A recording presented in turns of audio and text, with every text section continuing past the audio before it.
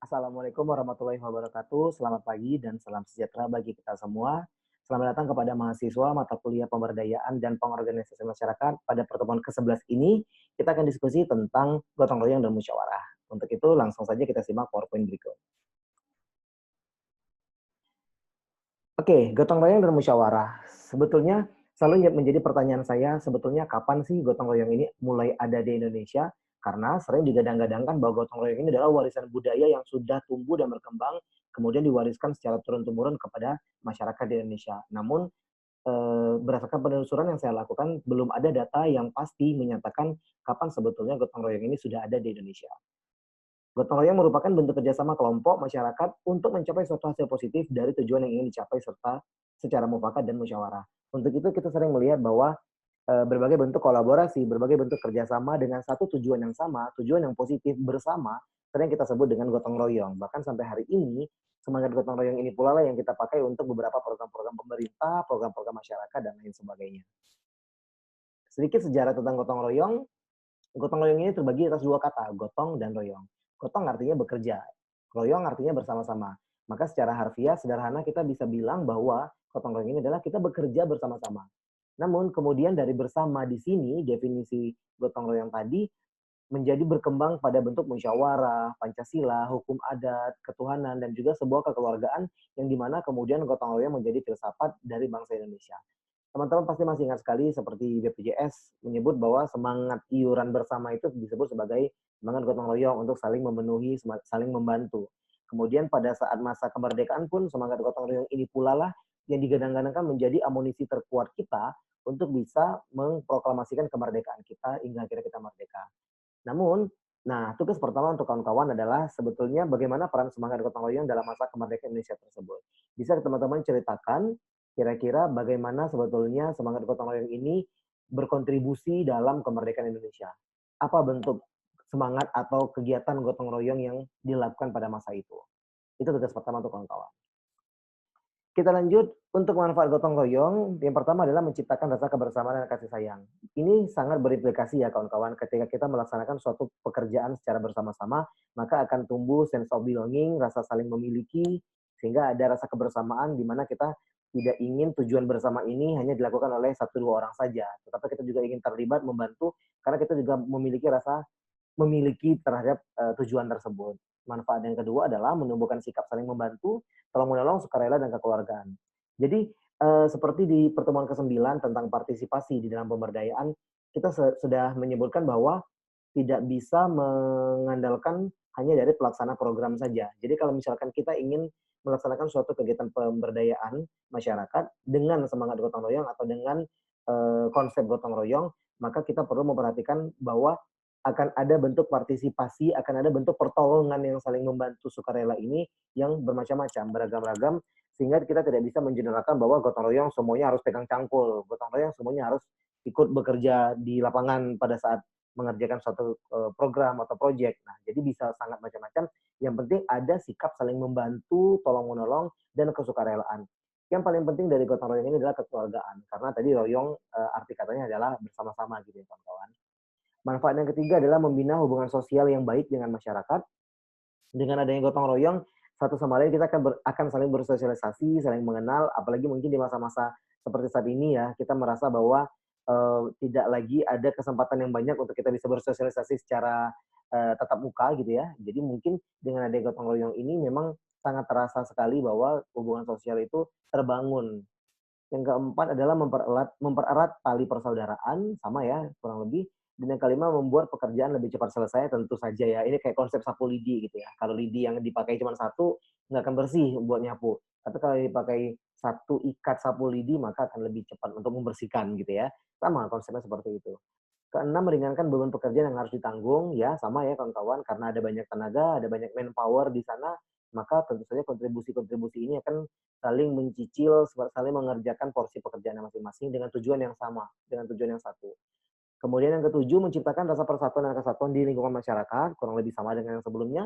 Dan yang kedelapan, meningkatkan produktivitas kerja. Ya, ini juga kurang lebih tadi sudah kita bahas. Selanjutnya, ini dia reaktualisasi gotong royong. Semangat gotong royong itu saat ini sepertinya sudah tidak lagi sama dengan masa lalu. Kenapa saya sampaikan seperti itu? Karena Di masa lalu kita menyebut bahwa gotong royong itu adalah sesuatu yang dilahirkan, sesuatu yang akan secara otomatis, secara alami akan ditiru, akan dilaksanakan oleh masyarakat. Namun ketika kita melihat konsep-konsep gotong royong yang diadopsi dalam program-program hari ini, itu adalah gotong royong itu sebagai ibarat diciptakan. Gotong royong itu dianggap sesuatu yang dibuat, dikreasikan. Sehingga dengan konsep atau asumsi bahwa gotong royong ini sesuatu yang diciptakan, maka harus ada upaya untuk menjadikan gotong royong ini suatu kebiasaan. Artinya kita mulai untuk ditumbuhkan lagi. Jadi bukan lagi sesuatu yang alami, namun semacam ada intervensi dari luar gitu ya kawan-kawan. Nah, ini juga tidak akan mengurangi esensi dari gotong royong tersebut sebetulnya, karena ketika kita punya suatu program, kita punya suatu tujuan terhadap suatu kelompok masyarakat, sasaran pemberdayaan kita, maka kita bisa mengoptimalkan peran tersebut, peran gotong royong tersebut dengan mengajak mereka mulai bersama, kemudian nanti mereka akan tumbuh manfaat-manfaat gotong royong tadi yang ada di sini, sehingga akan lebih mudah untuk mencapai tujuan tadi. Jadi ini hanyalah suatu asumsi yang membuat kita melihat gotong royong dalam perspektif lama dengan perspektif baru akan ada perbedaan. Sehingga ini bisa menjadi pertimbangan ketika kita akan melaksanakan suatu program dengan cara gotong royong. Kemudian, nah ini dia. Tadi kita sudah bilang bahwa gotong royong di konsep yang baru dengan asumsi yang baru adalah gotong royong yang diciptakan dan kita karena itu suatu penciptaan maka kita ingin gotong royong ini dibiasakan kepada masyarakat yang kita libatkan. Untuk itu kita harus tahu dulu dong bagaimana kira-kira cara kita bisa membiasakan suatu perilaku baru atau suatu konsep baru gitu ya. Salah satunya tadi adalah gotong royong. Yang pertama adalah kita proaktif. Oke? Kita harus proaktif menggambarkan apa sebetulnya tujuan yang ingin dicapai dari kegiatan gotong royong tersebut. Kemudian how to do it.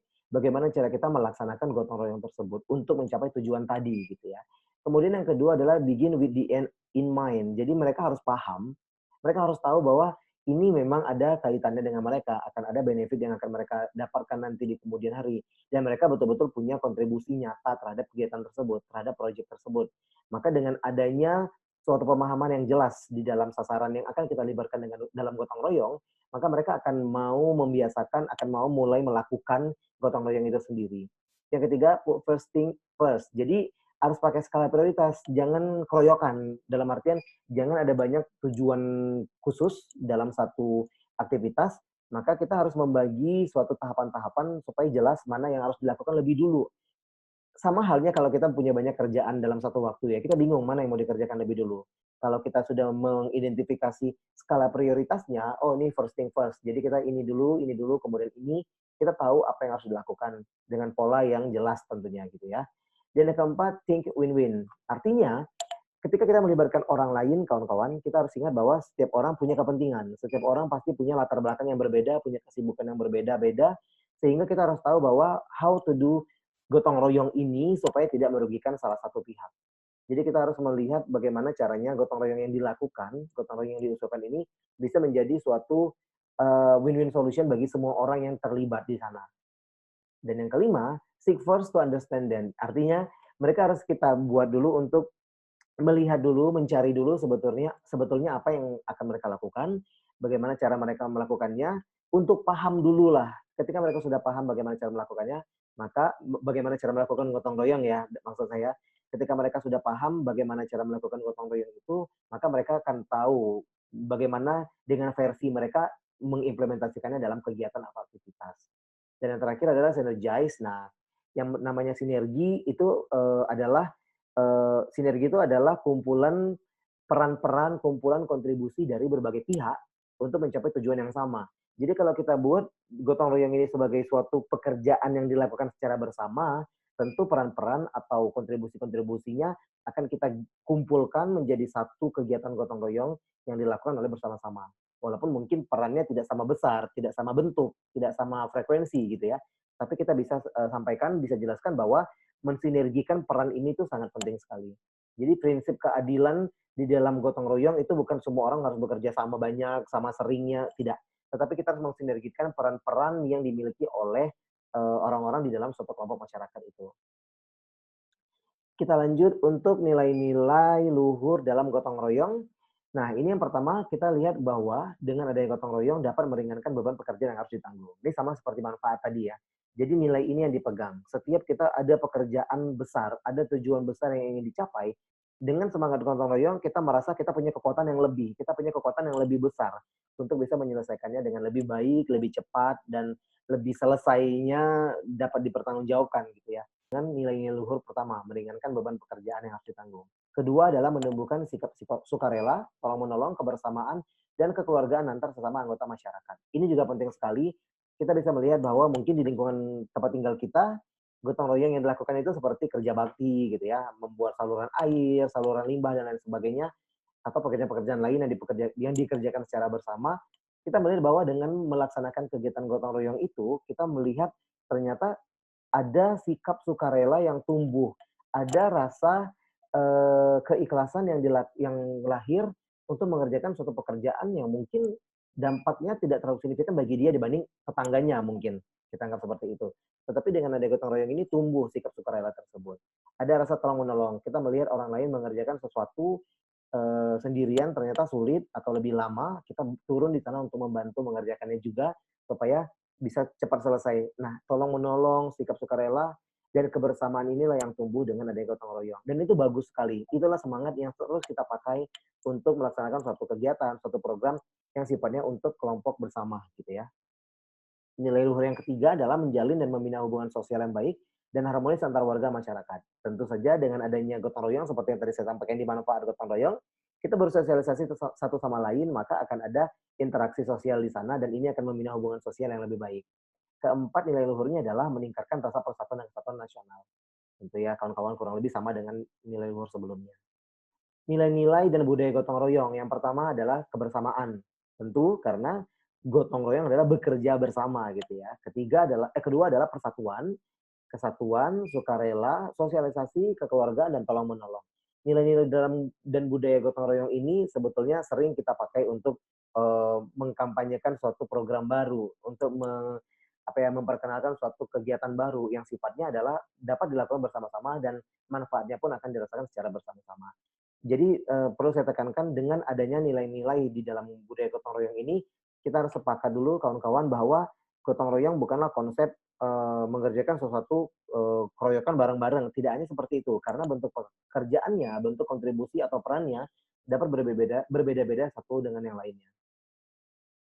Oke, tugas kedua untuk kawan-kawan adalah, benarkah kekacauan sosial saat ini disebabkan oleh pudarnya semangat dan nilai-nilai gotong royong? Kalau iya, mengapa? Kalau tidak, mengapa? Karena kita melihat bahwa semangat gotong royong ini terus digadang-gadangkan untuk menjadi pemersatu bangsa, pemersatu interaksi sosial, supaya hubungannya dapat lebih harmonis. Jadi ini penting sekali untuk dilakukan. Oke, jadi tugas kedua tadi saya harapkan bisa kawan-kawan kerjakan, dengan argumentasi yang punya dasar literatur ya kawan-kawan. Kita lanjutkan lagi. Teknik pemberdayaan. Nah, ini ketika melaksanakan gotong royong, ini adalah beberapa teknik pemberdayaan yang dapat kawan-kawan gunakan. Saya nggak tahu ini apakah sudah disampaikan oleh dosen lain di mata kuliah ini, tetapi kalaupun sudah, kita perlu mereview-nya kembali. Yang pertama ada teknik RRA, PRA, PLA, SMD, dan juga MMD. Kita lihat satu persatu. Yang pertama adalah RRA, Rapid Rural Appraisal. Rapid Rural Appraisal ini adalah teknik survei atau analisis cepat dengan kualitatif sebagai jembatan metode kuantitatif. Kenapa dilakukan RRA ini? Karena ada asumsi bahwa kuantitatif itu memerlukan suatu, waktu atau effort yang lebih besar, waktunya juga lebih panjang, sehingga sulit diterapkan di suatu kelompok, masyarakat tertentu. Maka dengan adanya Rapid Rural Appraisal ini, RRA ini, maka kita dapat lebih cepat mengumpulkan informasi untuk dijadikan input dalam suatu program pemberdayaan. Artinya, maka di RRA ini yang menjadi pelaksana adalah si petugas itu sendiri. Jadi kalau misalnya kawan-kawan sebagai pelaksana program pemberdayaan, maka ketika melaksanakan RRA, kawan-kawan sebagai petugaslah yang mengumpulkan data-data informasi tersebut.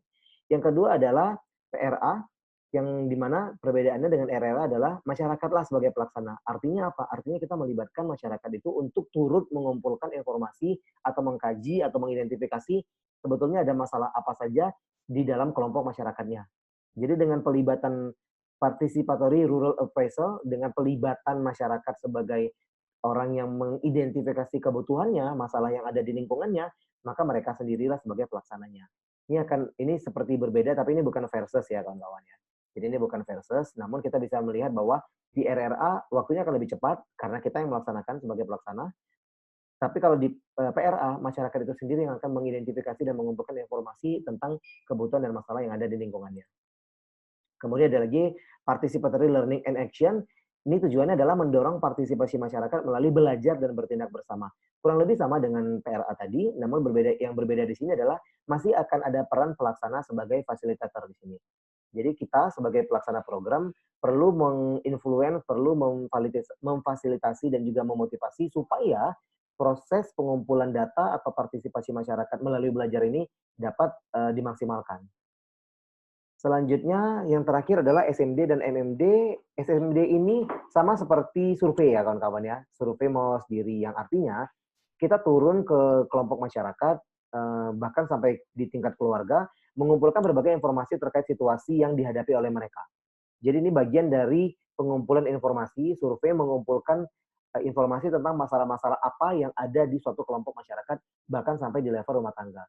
Jadi kalau misalkan teman-teman familiar dengan PSPK, Program Indonesia Sehat dengan Pendekatan Keluarga, konsep SMD inilah yang digunakan untuk mengidentifikasi apakah keluarga A sudah menjalankan indikator program Indonesia Sehat tersebut dengan baik atau masih ada yang perlu diperbaiki sehingga nanti tergambar secara kelompok masyarakat kira-kira apa masalah yang ada di kelompok masyarakat tersebut.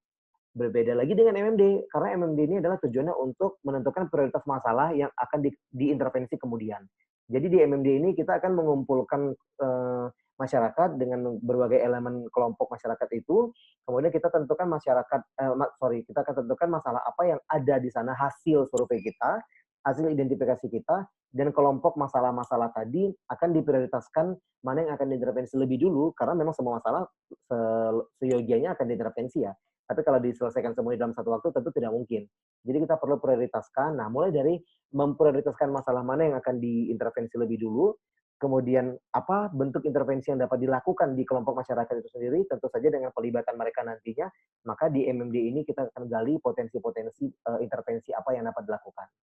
Jadi sampai ke dalam gambaran rancangan intervensi operasional pun akan terjadi di sini. Baik, demikian untuk mata kuliah ini. Oh ya, ada tugas terakhir untuk pertemuan kita yang ke-11 ini, yaitu setiap kelompok memilih satu topik untuk dicarikan dan dideskripsikan pelaksanaannya setiap teknik pemberdayaan tersebut. Jadi tadi ada 5 teknik pemberdayaan.